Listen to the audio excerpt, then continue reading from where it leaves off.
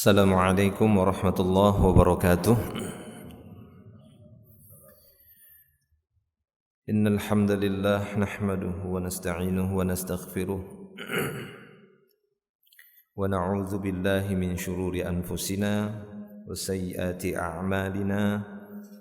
Man yahdihillahu fala mudilla lahu wa man yudlil fala hadiya lahu. أشهد أن لا إله إلا الله وحده لا شريك له وأشهد أن محمدا عبده ورسوله اللهم صل وسلم على رسول الله نبينا محمد صلى الله عليه وسلم وعلى آله وأصحابه ومن تبعهم بإحسان إلى يوم الدين أما بعد معاشر المسلمين rahimani Allah wa iyyakum ajma'in. Alhamdulillah, kita bersyukur kepada Allah Subhanahu wa taala. Pada pagi hari ini kita berkumpul kembali di majelis ilmu yang mulia ini. Nas'alullaha ilman nafi'a wa rizqan thayyiba wa amalan mutaqabbala. Kita memohon kepadanya di pagi hari yang semoga diberkahi oleh Allah Subhanahu wa taala.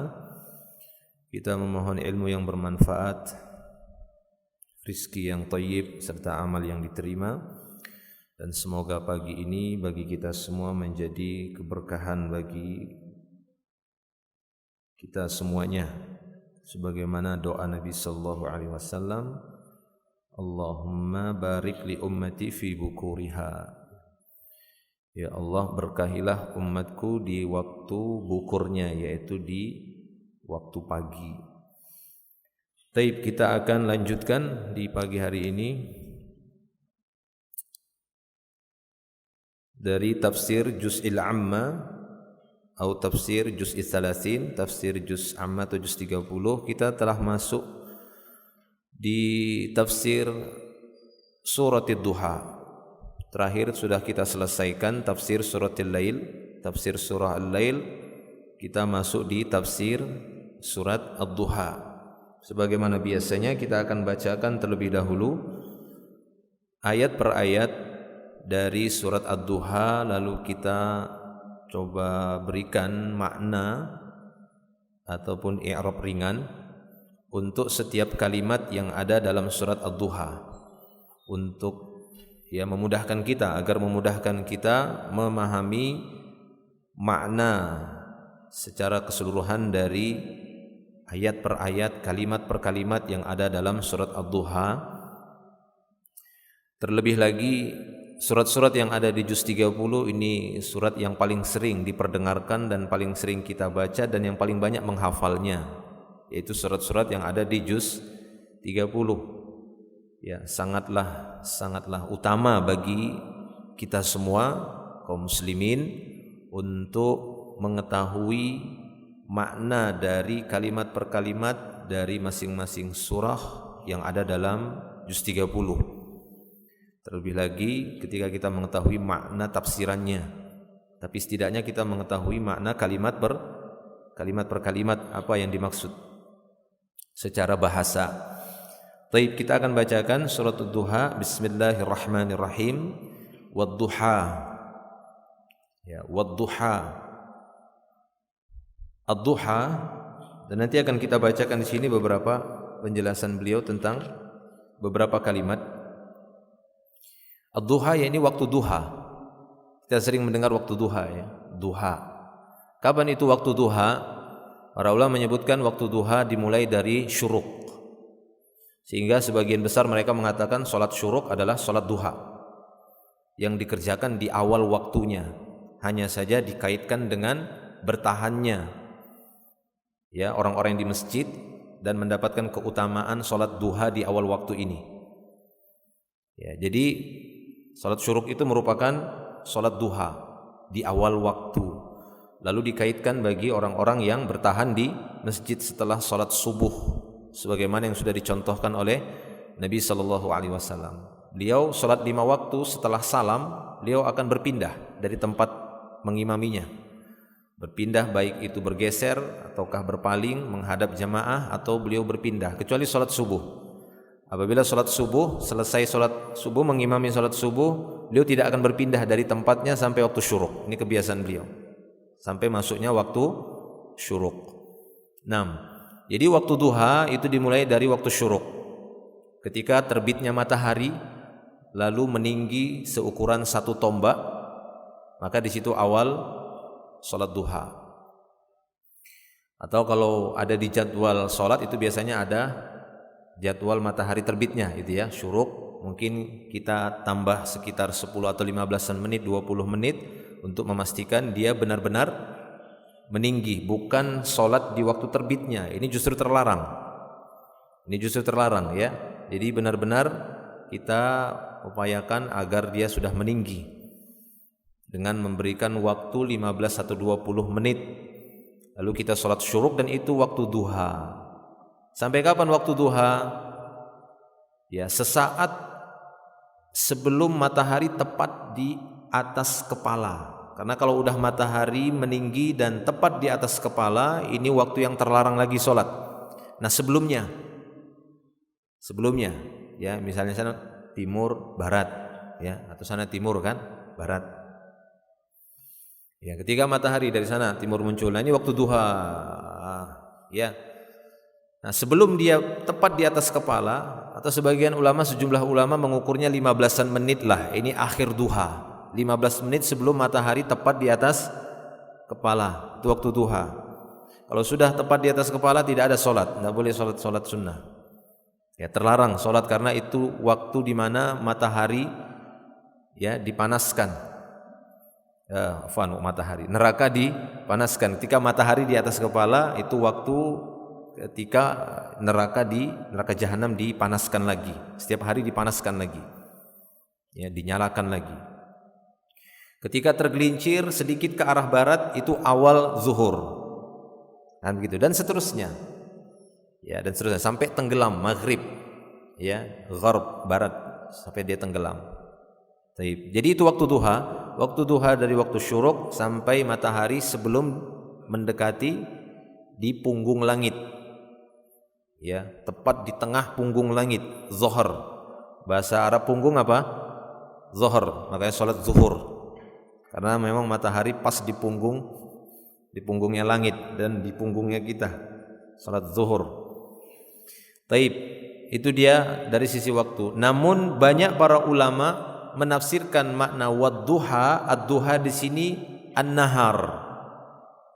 Banyak yang menafsirkan wadduha di sini adalah demi siang. Allah Taala bersumpah di sini. Wawunya di sini adalah wawul qasam. Ini sudah banyak. Wasyams, wal lail, ini wadduha, demi waktu duha. Wawunya di sini waw sumpah. Allah Taala bersumpah dan nanti akan ada namanya jawab qasam. Jawab qasam itu maksudnya kan setiap bersumpah itu ada yang ingin dia tekankan. Ya, tujuannya untuk penekanan, penguat. Misalnya seorang mengatakan demi Allah saya yang akan bayar semua. Nah kita dengar itu langsung ya yakin karena dia sudah bersumpah menyebut nama Allah. Kalau kita manusia nggak boleh bersumpah dengan nama selain Allah. Adapun Allah Ta'ala berhak, ini kekhususan baginya, untuk bersumpah dengan nama-nama makhluk yang besar yang telah dia ciptakan. Ya, jawab sumpahnya mana? Ada pada kalimat nanti, ma wadda'aka rabbuk wa ma qala. Itu jawabnya. Kalau kita bersumpah, apa jawab sumpah kita? Ya tergantung apa yang ingin kita tekankan tadi. Misalnya kita ingin membayarkan makanan-makanan itu. Siapa yang bayar ini? Baru seorang mengatakan demi Allah wallahi ya ana adfa'uhu. Nah, misal begitu ya. Demi Allah saya yang akan bayar semuanya. Nah, itu namanya jawab sumpah. Nah, pada sumpah-sumpah ini sering kita dapati dari wal fajr, wal lail, wasyams, akan kita sebutkan dan ulama akan menyebutkan mana jawab sumpahnya. Taib itu tentang wadduha. Ya, jadi jelas ad-duha adalah waktu duha. Itu di tabelnya bisa Anda lihat ad-duha, kata penulis di sini Syekh Mustafa Al-Adawi, minal ulama man qala, ada di antara para ulama yang berkata al-muradu bihi huna an-nahar kulluh, bahwa yang dimaksud ad-duha di sini adalah demi siang secara keseluruhan. Kapan itu siang? Ya sebelum datangnya malam. Ya, jadi sebagian ulama ada yang menafsirkan duha di sini nahar. Wa minhum man qala, tapi ada pula yang mengatakan bahwasanya huwa sa'atun minas sa'atin nahar wa huwa sadrun nahar. Ada yang mengatakan adalah waktu-waktu dari sekian waktu siang. Maksudnya sebagian waktu siang saja, itulah waktu duha. Wa huwa sadrun nahar, itu yang dikatakan sadrun nahar. Ya, bagian dadanya atau sumbernya siang, intinya siang. Jadi intinya siang itu waktu duha. Nah, waktu duha itu kalau dikaitkan dengan makna syar'i tadi adalah dari mulainya waktu syuruk, ya, dari waktu syuruk tadi sampai matahari mendekati di tengah punggung langit, maka itu waktu duha. Wallahu a'lam. Nam wadduha, demi waktu duha, wal laili. Nah, maka Allah Ta'ala tidak menyambungnya dengan wan nahar. Berarti wadduha yang dimaksud di sini ikut di dalamnya adalah siang, karena duha bagian dari siang. Paham ya? Duha bagian dari siang. Siang dari terbitnya matahari sampai tenggelam. Ya, itu bisa dikatakan nahar, keumuman nahar. Itu bisa dimaksud di dalamnya. Ya, al-lail wan nahar sering disebutkan dua ini saja dalam Al-Quran, bergandengan. Al-lail wan nahar. Nah, nahar itu bagian dari di dalamnya ada duha, ada nahar yang dimaksud itu waktu zuhur, ada juga yang dimaksud waktu asar, ya, masa.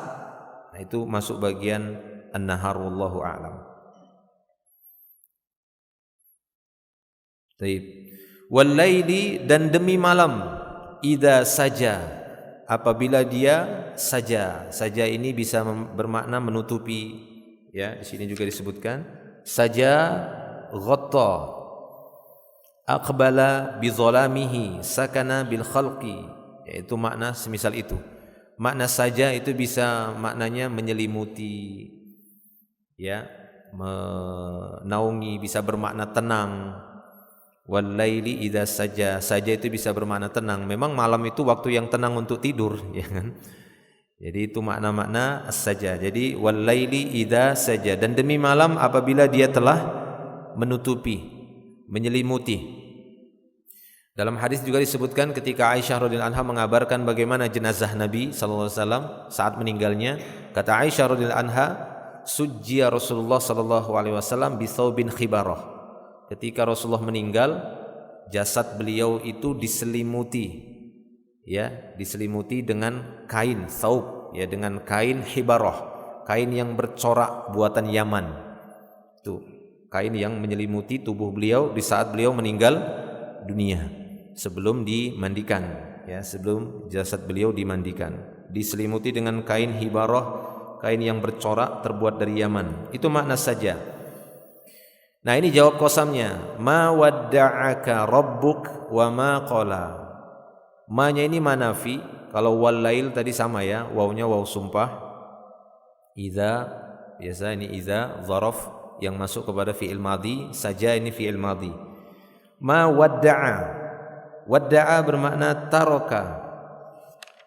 Bisa dilihat di tabel juga. Wadda'aka tarokaka. Wadda'a artinya taroka, meninggalkan. Rabbuk itu fa'ilnya dari fi'il madhi wadda'a, yaitu meninggalkan artinya. Rabbmu tidak akan meninggalkanmu. Jadi Allah Ta'ala ingin meyakinkan Nabi Muhammad SAW dengan diturunkannya wahyu ini. Allah Ta'ala bersumpah, wadduha wal laili idza saja, wahai Muhammad, Rabbuk, Tuhanmu Allah tidak akan meninggalkanmu, jangan takut. Kenapa? Karena beliau melihat di mana orang-orang memusuhinya, menyampaikan dakwah, saya ini utusan Tuhan yang saya bawa wahyu, saya ketemu Jibril, ya, kemudian ditampakkan perkara-perkara yang gaib, sebagian perkara gaib, kok dimusuhi? Ya, namanya manusia, jiwa manusia itu masih ada pada beliau sallallahu alaihi wasallam, maka akan terasa galau, ya, akan terasa gundah. Ini kenapa kok saya dimusuhi, kok saya ditinggalkan oleh manusia? Maka Allah Ta'ala ingin meyakinkan dan menghibur Nabi SAW. Ma wadda'aka rabbuk, Rabbmu tidak akan meninggalkanmu wa ma qala, dan Rabbmu tidak akan marah kepadamu. Ya, karena kan mungkin melihat orang-orang memusuhi saya, meninggalkan saya, apakah Allah marah sama saya ini? Begitulah ciri-ciri orang yang jiwanya itu baik. Ketika mendapatkan banyak kesulitan, kesusahan, dia bukan menuduh Allah. Ada orang yang lemah imannya, dia marah sama Allah. Ya, apa hidupku ini ya Allah? Kok kau susahkan terus loh? Kok Allah yang disalahkan? Ya, tapi tidak, orang-orang yang benar keyakinannya terhadap Allah Subhanahu wa taala, justru dia merasa, ya Allah, apakah Allah marah sama saya ini? Ya, apa salah saya ini? Kalau saya ditinggalkan manusia, dimusuhi manusia, apakah Allah marah? Maka Allah Ta'ala ingin menghibur. Ma wadda'a rabbuk wa ma qala. Rabbmu tidak akan meninggalkanmu dan tidak pula marah kepadamu. Qala artinya abghadha, marah, ya, murka.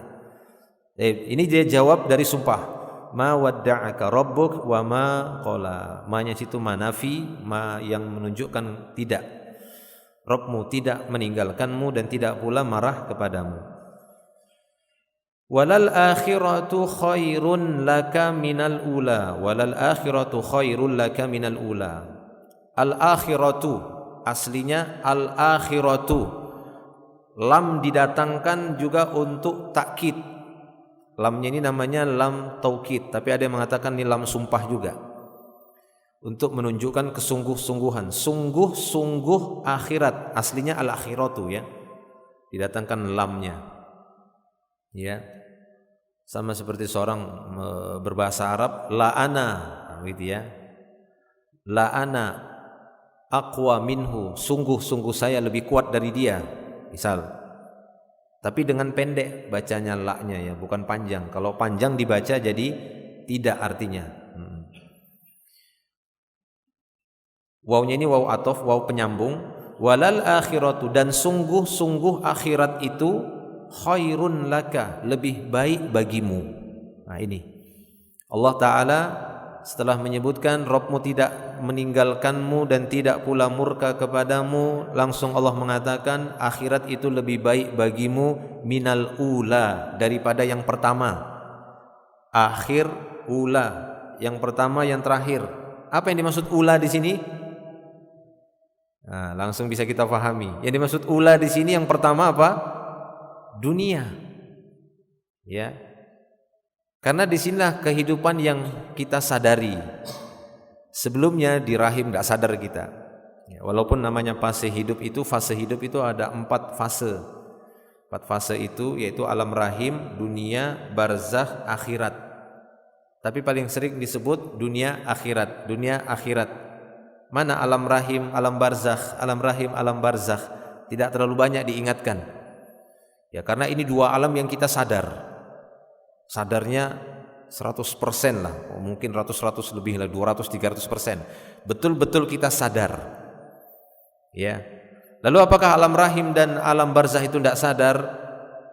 Ya, maka para ulama menjelaskan alam rahim benar-benar tidak sadar. Kita tidak tahu. Tapi alam barzakh ada kesadaran, akan tetapi tidak maksimal. Karena yang lebih dominan adalah ruh, bukan jasad. Ya, adalah ruh yang lebih dominan, bukan jasad, dan tidak bisa berbuat banyak juga di sana. Ya, itu alam barzakh. Tapi kalau alam akhirat, maka sama seperti di dunia. Ruh dan jasad mendapatkan, ya, wewenang yang sama, rasa yang sama, bahkan berlipat ganda. Nah, itu dia bedanya antara dunia, kehidupan dunia dan akhirat. Maka di sini Allah Subhanahu wa taala mengatakan walal akhiratu khairun laka minal ula. Sungguh akhirat itu lebih baik bagimu daripada al-ula, daripada dunia. Ya, al-akhiratu mubtada, khairun itu khabarnya. Ya, laka di sini jar majrur muta'alliq bi khair, minal ula jar majrur. Di sini ya, minal ula. Wala sawfa yu'tika rabbuka fatarda. Wawnya waw penyambung, waw atof, lamnya lagi-lagi lam taukid, ya, lam penguat. Sungguh-sungguh, saufa dikatakan harfu istiqbal, huruf yang menunjukkan makna nanti. Ya. La ta'kul saufa akul. Saufa akul. Nanti saya akan makan. Nah, kalau bahasa kita nanti. Ya. Wala saufa yu'tika, dan sungguh nanti Rabbmu akan memberikan kepadamu. Yu'ti, a'ta, yu'ti artinya memberi. Ka-nya di situ adalah maf'ulun bih, nabi yang dimaksud, Nabi Muhammad, Rabbuk. Sungguh nanti Rabbmu akan memberikan kepadamu. Apa yang diberikan kepada Nabi? Banyak. Maqam mahmud, ya kan? Kedudukan yang terpuji dan yang lainnya. Fatardo, maka engkau akan ridho dengan pemberian Allah. Itu dia. Allah Ta'ala menjanjikan kepada nabinya akan memberikan kepada nabinya ya sesuatu yang engkau akan ridho. Jadi ini janji. Ya Muhammad, Allah nanti akan memberikan kepadamu. Ketika Allah memberikan sesuatu kepadamu, engkau pasti ridho dengan pemberian Allah. Ya, tidak ada yang enggak ridho dengan pemberian Allah, apalagi pemberian itu di hari akhirat. Ya, pemberian dari Allah yang sangat besar kepada orang-orang beriman, yakni mereka diberikan surga, kenikmatan, serta dihapuskan dosa-dosa mereka. Itu pemberian yang sangat besar. Taib. Alam yajidka yatiman fa'awa. Ya. Hanya di sini istifham, tapi istifham di sini bermakna ya takriri. Istifham takriri, istifham itu ada istifham untuk penetapan, ada istifham untuk pengingkaran. Ya, ini untuk menetapkan. Alam yajidka, bukankah dia mendapatkan, A-nya itu huruf bertanya ya. A anta misalnya. A anta rafi'i, nah misalnya gitu ya. Apakah kamu ini rafi'i misalnya. Nah, seperti itu. A anta mudarris, apakah kamu guru? Ini. Tapi di sini menunjukkan takrir ya. Alam yajid, wajada yajidu, mendapatkan. Ya, bukankah dia mendapatkanmu dalam keadaan yatim? Ya, Nabi sallallahu alaihi wasallam beliau telah menjadi yatim semenjak kecil ya. Allah Taala menjaganya. Ini maksudnya alam yajidka yatiman fa'awa. Awa artinya menjaga, melindungi. Ya. Di sini juga disebutkan. Ini qala tadi juga ada ya. Wadda'aka tarokaka qala abghadha, marah. Wa ma qala wa ma qalaka. Allah tidak marah kepadamu, yakni ma abghadaka rabbuka mundu ahabbaka. Allah tidak akan membencimu, Rabbmu tidak akan membencimu semenjak dia mencintaimu. Awa ja'ala laka ma'wa ta'wi ilaih. Awa maksudnya Allah Ta'ala akan memberikan tempat perlindungan yang kamu berlindung kepadanya. Ailan fakiron, makna ailan fakiron, takhar tasu'ul muamalah, engkau berbuat buruk dalam muamalah. Taib. Ya, kalau di sini ringkas saja dia.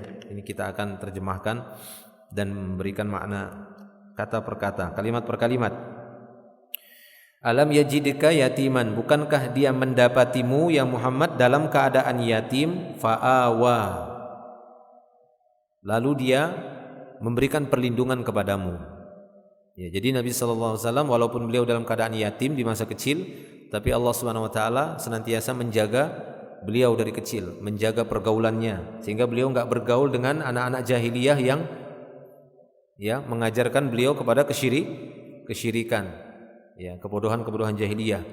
Dan beliau sallallahu alaihi wasallam di antara mukjizat dan tanda kebesaran Allah pada Nabi sallallahu alaihi wasallam semenjak kecil, beliau sallallahu alaihi wasallam dijaga oleh Allah.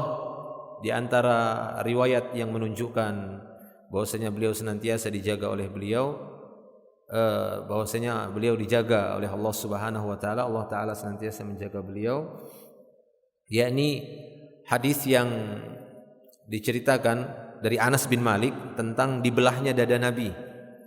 Ya, di masa kanak-kanak bersama ghilman, bersama anak-anak yang lain, sehingga membuat teman-teman Rasulullah semasa kecil itu ketakutan. Mereka pun lari. Pada waktu itu beliau masih tinggal di perkampungannya ya ibu asuhnya, ya di Bani Sa'diyah, Halimah As-Sa'diyah di Bani Sa'diyah. Dan menurut para ulama di antaranya Syekh Safi Rahman Al-Mubarakfuri, beliau mengatakan Nabi SAW itu umur 4 tahun sudah bisa menunggangi kuda. Ya, beliau memiliki kelebihan-kelebihan di masa kecilnya. Jadi pada waktu itu Jibril datang membawa bejana emas dari surga beserta air Zam-Zam, kemudian dibelah dada Nabi dan diambil bagian hatinya dan dicuci.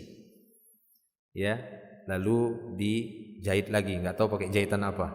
Tapi kata Anas bin Malik kan lama merawat Nabi gitu ya. Jadi khadimnya Nabi. Dari dia umur 10 tahun sampai umur 20 tahun Anas bin Malik, Rasulullah meninggal dunia, Anas bin Malik umur 20. Jadi dia melayani Nabi umur selama 10-an tahun. Nah, kata Anas bin Malik yang menceritakan hadis ini, terkadang aku masih melihat bekas dibelahnya dada Nabi.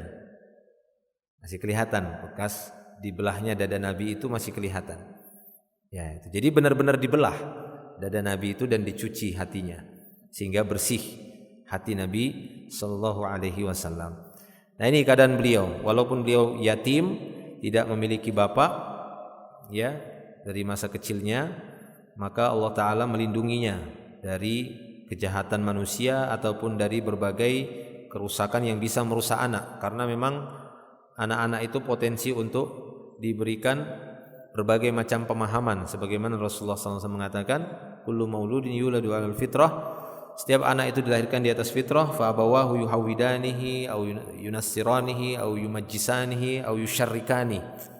Kedua orang tuanya, lingkungannya, itu juga bahasanya ya. Karena anak tadi ketika dilahir dia berada di lingkungan orang tua. Kalaupun dia dititip, ya dididik oleh orang lain, maka di lingkungan orang-orang yang mendidiknya. Jadi bahasa kita sekarang lingkungan.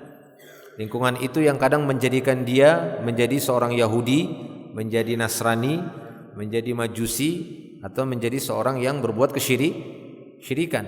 Karena di sekitar dia suka melakukan syirik, jadilah anak tersebut tumbuh besar dengan kesyirikan. Tapi kalau dia berada di lingkungan yang bertakwa, di lingkungan yang Islam, yang saleh, maka dia pun akan terbiasa dengan kebaikan.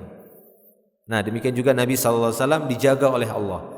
Alam yajidika yatiman fa'awa wa wajadaka dhallan fahada. Dan dia mendapati kamu dalam keadaan tersesat. Fahada, maka dia pun memberikan petunjuk. Jadi tersesat di sini bukan pemahaman sesat. Ya, jadi dhallan ini nanti akan ada penjelasan dari beliau di sini. Dari sejumlah ulama menafsirkan apa makna dhalal di sini. Bahwasanya Nabi dulu disifati dalam keadaan sesat, bukan sesat dalam artian memiliki pemahaman yang menyimpang, kesyirikan dan semisalnya, enggak. Allah Ta'ala menjaga beliau dari hal itu. Taib. Wa wajadaka ailan fa'aghna, dan dia mendapatimu ya Muhammad dalam keadaan ail, dalam keadaan fakir. Ail artinya apa? Fakir. Fa'aghna, maka dia pun memberikan kekayaan. Nah, perhatikan di sini ada 3 yang disebutkan oleh Allah Ta'ala. Awa, hada, aghna, ya kan? Allah Ta'ala memberikan perlindungan kepada Nabi, memberikan hada, yaitu petunjuk, hidayah, dan aghna, kecukupan, kekayaan. Ya, maka kalau 3 hal ini ada pada kita, ini cukup sebenarnya. Allah melindungi kita, memberi hidayah, dan Allah Ta'ala cukupi kebutuhan kita. Sudah cukup. Ya, ini cukup menyenangkan kalau 3 ini ada. Dan itulah yang disebutkan oleh Allah Ta'ala untuk Nabinya sallallahu alaihi wasallam.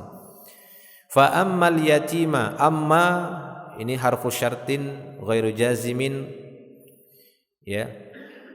Wa ammal yatima, adapun anak yatim, fala taqhar, jangan dihardik atau jangan berbuat takhar itu berbuat atau bermuamalah dengan amalah yang buruk kepada anak yatim. Dan nanti juga akan disebutkan di sini keutamaan memperhatikan anak yatim. Anak yatim itu ya ini anak-anak yang ditinggal oleh bapaknya, meninggal dunia bapaknya, lalu anak tersebut belum mencapai baligh. Kalau udah baligh bukan anak lagi namanya, udah dewasa yatim. Ya, jadi itu namanya anak yatim sebelum baligh. Ayahnya meninggal. Maka ini anak yatim. Ya, baik anak yatim di sini yang memiliki harta, terlebih lagi anak yatim yang miskin. Secara umum anak yatim memiliki keutamaan bagi orang-orang yang memperhatikan anak yatim. Sehingga Allah Ta'ala mengatakan di sini fa ammal yatima fala taqhar. Adapun anak yatim janganlah berbuat keburukan kepada mereka, menghardik mereka, ya, ataupun tasu'ul muamalah, berbuat buruk, su'ul muamalah, jelek muamalah kepada mereka, jangan. Fala taqhar. Wa ammas sa'ila fala tanhar. Dan adapun orang yang sa'il itu minta-minta. Pak, minta makan, ya, belum makan seharian. Fala tanhar, jangan dihardik juga ini ya. Tanhar, pergi sana. Nah, jangan digituin, tidak boleh. Walaupun ada hadis-hadis yang menunjukkan bahwa haramnya meminta-minta. Hukum asalnya meminta-minta ini haram, ya, karena ancamannya ancaman akhirat. Dia datang ke hadapan Allah tanpa memiliki sekerat daging pun di wajahnya. Ini orang-orang yang banyak meminta-minta. Kehidupannya hanya disibukkan dengan minta sana, minta sini, minta sana, minta sini. Maka dia datang nanti pada hari kiamat dalam keadaan wajahnya tidak memiliki sekerat daging pun. Ya, ini untuk menunjukkan kehinaan bagi orang yang banyak meminta-minta semasa di dunia. Dan disebutkan oleh Nabi SAW tidak halal meminta-minta kecuali pada beberapa hal saja. Ya, ini pada orang yang benar-benar bangkrut, yang tidak memiliki apa-apa, ataupun terjadi kemiskinan yang berat, sehingga dia tidak memiliki makanan yang disimpan untuk dikonsumsi. Ini boleh meminta dalam kondisi-kondisi darurat. Itu boleh meminta. Untuk menunjukkan bahwasanya banyak meminta adalah haram, ya, karena dibolehkan dia pada perkara yang darurat saja. Jika darurat, kita enggak tahu lagi, enggak punya dana, enggak punya biaya lagi untuk memenuhi kebutuhan pokok, maka boleh meminta. Tapi di sisi lain ketika ada yang meminta tidak boleh dihardik, ya, enggak boleh dibentak. Fala tanhar. Wa ammas sa'ila, kata Allah Ta'ala, adapun orang yang meminta jangan dihardik. Ya, Pak minta minumnya, pergi sana, gitu ya, dimarahin. Pak belum makan, gitu ya, dimarahin. Tidak boleh seperti itu. Allah Ta'ala menegurnya. Dan banyak beberapa ayat yang lain, ya, banyak ayat-ayat yang lain yang menyebutkan tentang sa'ilah. Ya, seperti ciri-ciri orang muttaqin dalam surah Az-Zariyat itu Allah Ta'ala menyebutkan, ya, wa fi amwalihim haqqul lisaili wal mahrum. Orang-orang yang beriman, orang-orang yang bertakwa, pada harta mereka berikan bagian untuk orang yang minta-minta. Enggak apa-apa orang minta-minta dikasih. Ya, kalaupun kita tidak memberikan sesuatu kepadanya, maka jangan tanhar, jangan sampai kita berbuat membentaknya, memarahinya, mengusirnya atau yang semisal dengannya. Wa amma bi ni'mati rabbik fahaddits, dan adapun nikmat Rabbmu ceritakanlah. Hadits, ceritakan. Jadi ada kondisi-kondisi di mana nikmat Allah yang ada pada kita diceritakan. Namun para ulama memberikan catatan bahwa menceritakan nikmat Allah yang ada pada kita itu juga harus hati-hati. Jangan menceritakan nikmat Allah yang ada pada kita pada orang yang sangat dikenal memiliki kedengkian yang besar, hasad yang besar. Dia dikenal sangat hasad, sangat dengki. Maka jangan ceritakan, karena akan memperbesar rasa dengkinya. Ya. Lalu kepada siapa? Kepada orang-orang, teman-teman atau kaum muslimin yang kita tahu bahwasanya mereka senang dengan keberhasilan saudaranya. Nah, ceritakan, karena kita akan mendapatkan doa darinya. Ketika kita menceritakan, Masya Allah saya dapat proyek 500 juta, dia akan mengatakan, Barakallahu laka fi amwalika, katanya. Semoga Allah berkahi kamu pada hartamu. Ya, semoga Allah berkahi kamu pada hartamu. Nah, sama orang-orang seperti ini ceritakan nikmat. Tapi kepada orang-orang yang memang dikhawatirkan ataupun sering dikenal dia orang yang dengki, yang hasadnya tinggi, jangan ceritakan. Dan itu ada hadisnya, nanti mungkin kita bahas juga. Ya, di sini mungkin ada pembahasannya. Itu tidak boleh ceritakan, ada hadisnya. Tidak boleh menceritakan nikmat itu. Nah, ini bukan berbenturan dua dalil tadi. Jangan kita benturkan, tapi dikasih jalan tengah oleh para ulama. Artinya menerapkan ayat ini, ya, menerapkan ayat ini itu dengan orang-orang yang memang kita dapati tidak punya masalah ketika mendengarkan nikmat dari orang lain, ya, nikmat yang ada pada orang lain. Tapi hadis yang tadi kata Nabi SAW itu dalam hadisnya untuk tidak menceritakan pada orang yang punya mahsud, punya hasad, itu adalah pada kondisi-kondisi tertentu, untuk tidak diceritakan nikmat tadi. Taib, ya ini secara ini ya. Wa amma bi ni'mati rabbik fahaddits. Ya, kita lihat satu anu aja ya. Untuk syarah kalimatnya sudah jelas. Lalu sebagaimana biasanya di sini ada metode tanya jawab. Kata beliau, "Uzkur ba'dul ahadits al-waridah fil hathi 'ala salati duha wa bayani fadliha." Coba sebutkan sebagian dari hadis-hadis yang datang tentang motivasi untuk mengerjakan salat duha dan penjelasan keutamaan salat duha. Jawabnya, wa min dzalika ma akhrajahu Muslim. Jadi beliau mengutarakan sebuah pertanyaan, sebutkan sebagian hadis-hadis yang menyebutkan tentang motivasi untuk mengerjakan duha. Ya, semangat di dalam mengerjakan duha. Dan Nabi SAW adalah ya nanti akan kita dapat juga ya, seorang yang mengerjakan salat duha. Baik, kata beliau di sini, min dzalika ma akhrajahu Muslim. Di antara dalilnya adalah apa yang dikeluarkan oleh Imam Muslim di dalam sahihnya, min hadis Abi Dzar radhiyallahu anhu, dari hadis Abu Dzar radhiyallahu anhu, anin Nabi sallallahu alaihi wasallam, dari Nabi sallallahu alaihi wasallam, annahu qala, bahwasanya beliau bersabda, yusbihu ala kulli sulama min ahadikum sadaqah. Setiap pagi pada setiap ruas tubuh salah seorang di antara kalian bisa bernilai sedekah. Jadi setiap pagi, ini setiap pagi gini, setiap kullu sulama, setiap ruas tubuh ya yang ada mafsilnya, ada ruas tubuhnya yang ada apa namanya, mafsil itu bisa dibilang engsel, mafsil itu ya, ruas-ruas lah, pertemuan antara satu organ, satu bagian pada bagian yang lain. Nah, itu bisa berpotensi atau bisa bernilai pahala sedekah, ya, bisa bernilai pahala sedekah. Fa kullu tasbihah shadaqah, setiap ucapan tasbih sedekah. Subhanallah 1, Subhanallah 2, begitu. Jadi itu pahala. Dan lebih tinggi nilai pahala baca Quran. Karena kalimat subhanallah ketika dia ada dalam Al-Quran, maka bukan subhanallahnya satu pahala, tapi sinnya gitu ya, ba-nya.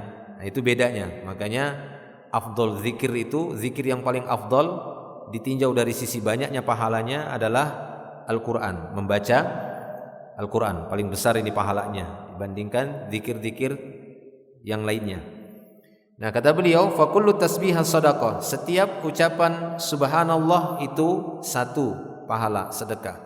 Wa kullu tahmidah shadaqah, setiap ucapan alhamdulillah ada satu pahala. Wa kullu tahlilah shadaqah, setiap ucapan la ilaha illallah satu pahala sedekah.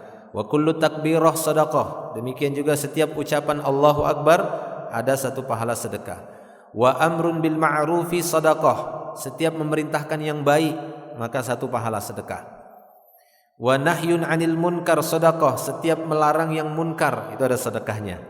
Jadi ketika kita melarang orang berbuat kemungkaran, ya, misalnya ada musik-musik ribut, gitu ya, buat ribut tetangga, datangin, Pak, ini ganggu tetangga, musiknya terlalu keras. Nah, ini kan mencegah kemungkaran, dapat satu pahala sedekah. Memerintahkan yang ma'ruf, mendatangi orang di waktu sholat, kaum laki-laki duduk-duduk misalnya, nggak sholat di masjid padahal sudah azan, sudah waktu sholat, kemudian kita sampaikan, ayo sholat.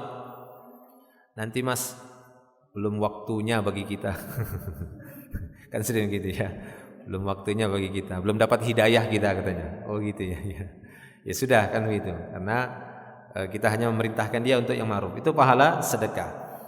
Taib, wa yujzi'u min dzalika rak'atani yarka'uhuma minad duha. Namun apa yang disebutkan tadi, setiap ucapan ini, nah itu ya. Jadi setiap ruas anggota tubuh ini bisa bernilai sedekah, lidah, mata dan semuanya bisa berpahala sedekah. Tapi itu bisa dicukupi dengan 2 rakaat saja yang dikerjakan di waktu duha. Ya, bisa dicukupi. Yujzi'u min dzalika. Tapi itu bisa dicukupi dengan rakaatani kata Rasulullah. Dengan 2 rakaat saja. Jadi minimalnya salat duha itu 2 rakaat. Siapa saja yang mengerjakan 2 rakaat saja waktu duha tadi sudah kita jelaskan dari salat syuruk, waktu syuruk atau langsung salat syuruknya sampai akhir duha sebelum matahari di tengah ya kepala, di atas kepala. Ketika kita mengerjakan 2 rakaat saja, ini bisa mengimbangi dari pahala sedekah yang dikeluarkan oleh setiap ruas tubuh. Ya, setiap ruas tubuh ini. Nah, berapa jumlah dari ruas-ruas tubuh yang ada dalam tubuh manusia? Hadis berikutnya, ma akhrajahu Abu Daud. Demikian juga dikeluarkan oleh Abu Daud min hadis Buraidah, dari hadis Buraidah radhiyallahu anhu, dia berkata, sami'tu Rasulullah sallallahu alaihi wasallam yaqul, aku telah mendengar Rasulullah sallallahu alaihi wasallam bersabda, fil insan salasumi'ah wa sittuna mafsilan. Pada tubuh manusia itu ada 360 mafsil, 360 ruas gitu ya, engsel atau ruas pertemuan antara satu dan yang lainnya, satu bagian tubuh dan lainnya, itu mafsil namanya. 360. Karena belum pernah hitung juga betul 360 yang mana saja itu ya. Tapi ini Nabi yang bersabda ya. Beliau berdasarkan wahyu, kalau manusia berdasarkan penelitian, diteliti yang mana itu ya. Pertemuan antara satu organ dengan organ yang lainnya itu ada 360. Ya, jadi itu mifsal itu ini mafsil namanya. Ketika bertemu satu anggota, ini namanya mafsil. Nah, itu ada 360. Ya. Taib. Fa alaihi ayatasaddaqa an kulli mafsilin minhu bisadaqah. Maka hendaknya dia mengeluarkan sedekah dari setiap mafsil tadi. Ini motivasi dari Nabi. Dari 360 tadi mafsil yang ada pada tubuh kita, hendaknya dia keluarkan sedekahnya. Jadi dia bisa bernilai sedekah 360 tadi. Tubuh kita ini bisa menghasilkan 360 nilai sedekah. Ya, bisa menghasilkan. Nah, hendaknya dia mengeluarkan itu. Qalu, maka ada yang berkata, wa may yutiqu dzalika ya Nabi Allah? Siapa yang mampu ya Rasulullah untuk mengeluarkan setiap satu ruas dari anggota tubuhnya ada satu sedekah? Ada 360 sedekah. Siapa yang mampu seperti ini wahai Rasulullah? Qala, maka beliau mengatakan, an-nakha'ah fil masjid tadfinuha. Beliau mencontohkan, ya, bisa 360 itu bisa keluar bergerak tapi untuk kebaikan. Apa kata beliau? Dahak yang nempel di masjid, ya, dahak yang yang ada di masjid itu tadfinuha, engkau timbun. Karena dulu para sahabat ketika lagi sholat, ya, ada dahaknya itu diludahkan di mana? Di lantai. Nah, lantainya pada waktu itu masih pasir. Kan kata beliau, enggak boleh meludah saat sholat, tidak boleh meludah ke depan karena Allah ada di hadapan kita. Ya, tidak boleh juga ke sebelah kanan, tapi di bawah kaki. Lagi sholat meludah. terus ditimbun. Nah, begitu dulu. Jadi masih ada dahak-dahak yang terlihat. Ya, bahkan dahak-dahak itu kadang nempel di arah kiblat. Ya, arah kiblat. Nah, kata beliau sallallahu alaihi wasallam, untuk mendapatkan nilai pahala tadi, maksudnya itu badan bergerak. Yaitu apa? Nakho'ah fil masjid tadfinuha. Kamu menimbuni dahak-dahak yang ada di masjid. Nah, itu bergerak badan enggak? Nah, itu 360 sedekah. Paham ya? Itu 360 sedekah untuk kebaikan. Karena bergerak semua badannya. 360 tadi untuk mengerjakan kebaikan. Dahak kamu timbuni yang di masjid. Ini contoh saja.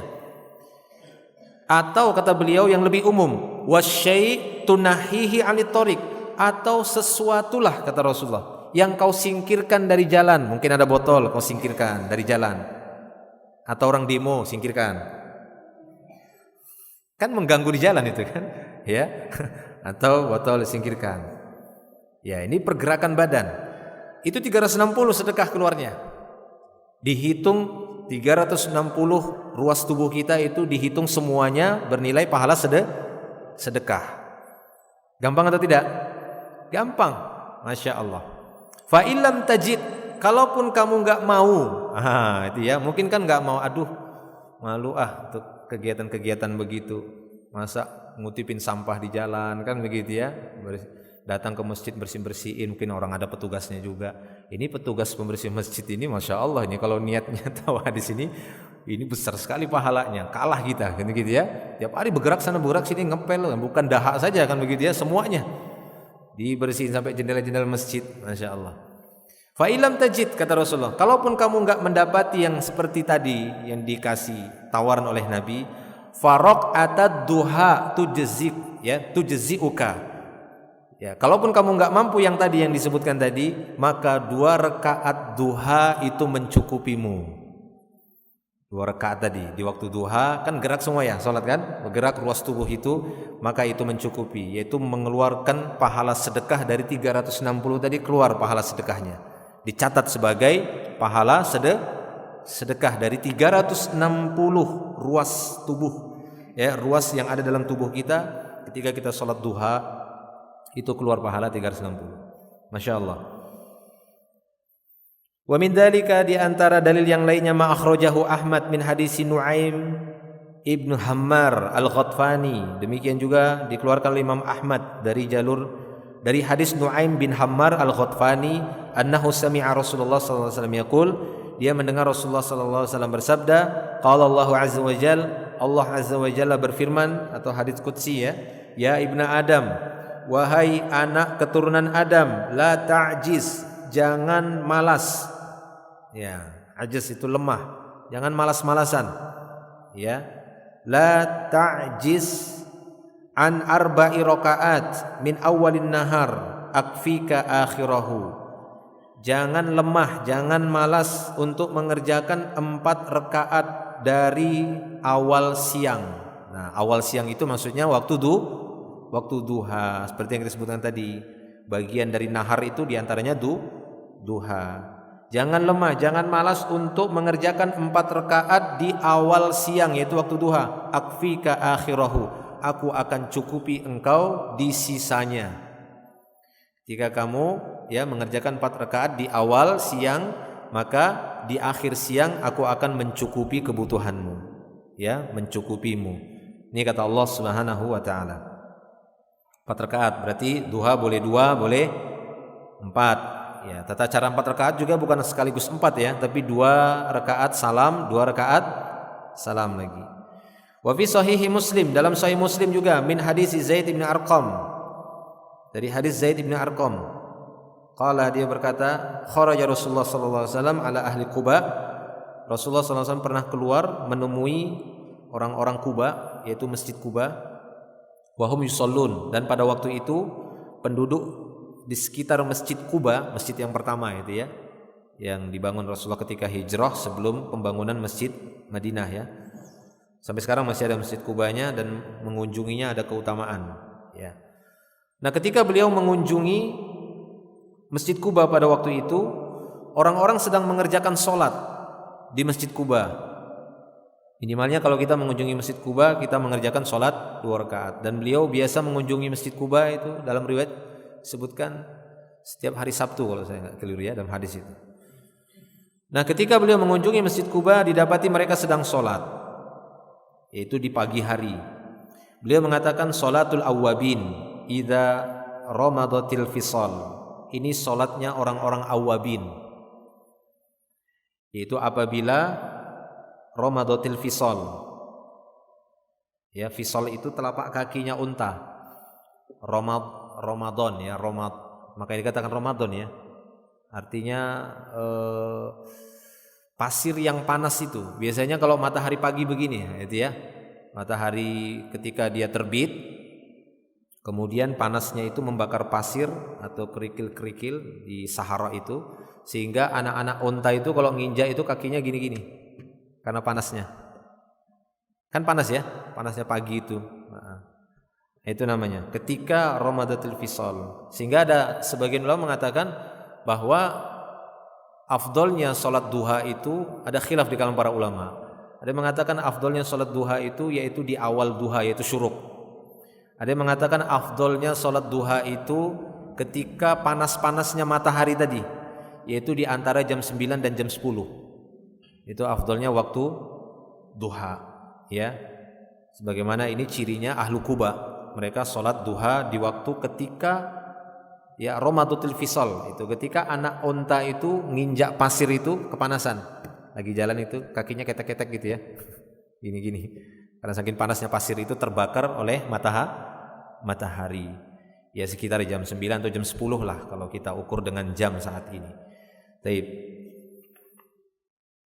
Wallahu a'lam. Kita cukupkan dulu ya sampai di sini. Itu insyaallah mewakili dari hadis-hadis yang menyebutkan tentang motivasi untuk mengerjakan sholat duha ya, sholat duha karena di dalamnya terdapat ya nilai pahala yang besar, terutama pahala yang ada pada tubuh kita. Dari 360 ruas tubuh, 60 ruas yang ada pada tubuh kita itu bisa mengeluarkan pahala.